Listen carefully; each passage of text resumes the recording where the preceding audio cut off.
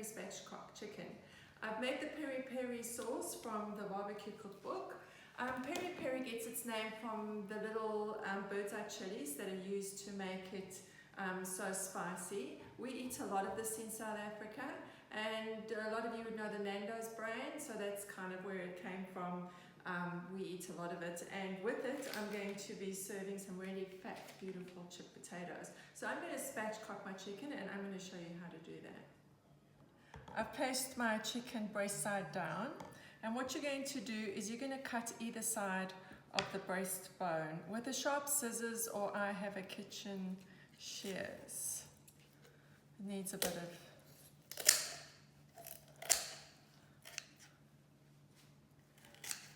muscle.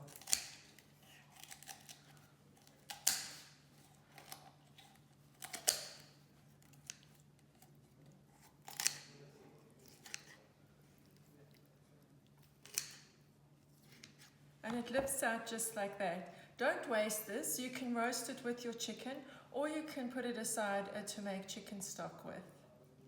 So then we're going to turn our chicken upside down like that, and all you do with the heel of your hand is push down on the breastbone. You can hear that crack. Tuck your chicken's wings in, and there you go, spatchcock chicken. I'm going to score our chicken flesh just to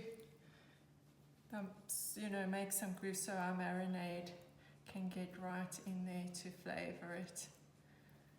So just score your chicken. There are lots of beautiful marinades from the barbecue cookbook. Another one of my favorites is the jalapeno and buttermilk one. Okay, so we're going to place it onto our rose gold baking tray that I've covered with baking paper just for the ease of cleaning. And then we're going to baste it. Let it marinate for a bit. I'm going to set it aside for about half an hour, and then I'm going to baste it as it cooks. Peri peri marinade into a jar, and this will keep in the fridge for a few days. So our chicken has been marinating for about half an hour. I've inserted the Meter Plus into the thickest part of the thigh, and I'm just going to use the app on my phone to choose well done for my chicken, and I just know it's going to be beautiful and moist. This is one of our favorite barbecue dishes. I hope you'll give it a go.